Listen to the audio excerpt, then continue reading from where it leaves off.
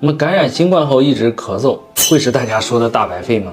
总是咳嗽吐白痰，还经常感觉喘不上气儿，到底有没有必要去医院拍个胸片呢？大家好，我是王千医生。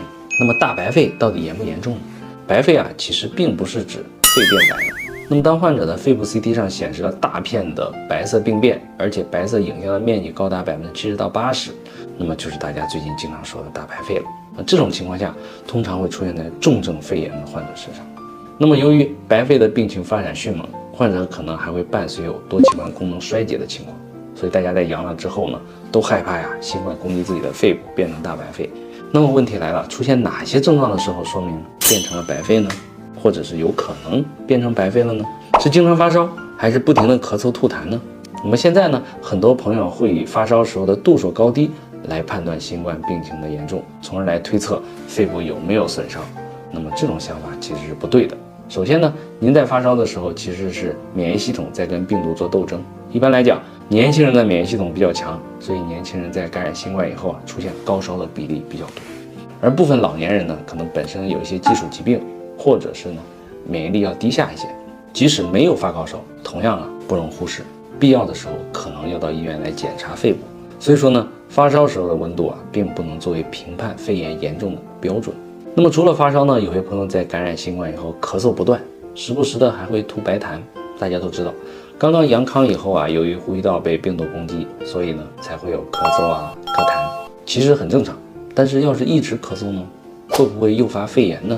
那么咳嗽本身并不会诱发肺炎，但是如果已经存在了炎症，而且呢蔓延到了下呼吸道，那么可能就要注意了。不仅如此呢，还经常咳嗽的话，会造成胸闷气短、呼吸困难等不适。严重的话呢，可能会有些人出现什么呢？肋骨咳断，或者是呢血压往上升。所以说呢，如果您在阳康后咳嗽不止，同时还觉得胸痛、呼吸困难，甚至呢痰里带血，那么就要及时去医院检查，做个胸部 CT， 看看是否合并有肺炎或者是支气管炎，避免因为用力咳嗽而导致血管的破裂，甚至血压的上升。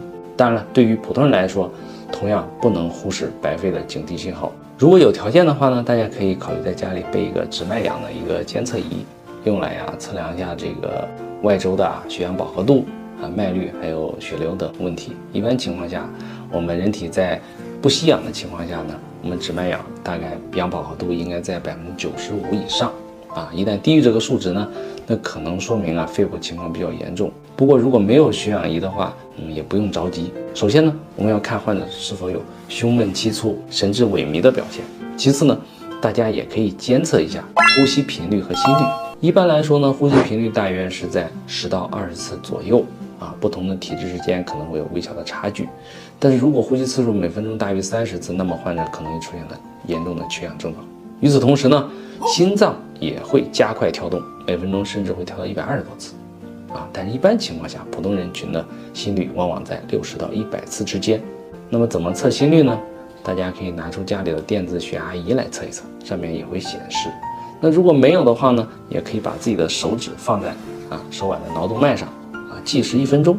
如果您在阳康以后，心脏每分钟跳动120多次的话，那么一定要注意了，一定要及时就医，看看是否合并有肺炎的可能性。那么总之呢，大多数阳性患者出现白肺的几率非常低，所以呢，大家也不用一咳嗽就往医院跑拍肺片，毕竟呢，做一次 CT 还是有一定辐射的。好了，本期视频到这里就结束了，感谢大家观看，我是王千医生，关爱健康，关注我，咱们下期再见。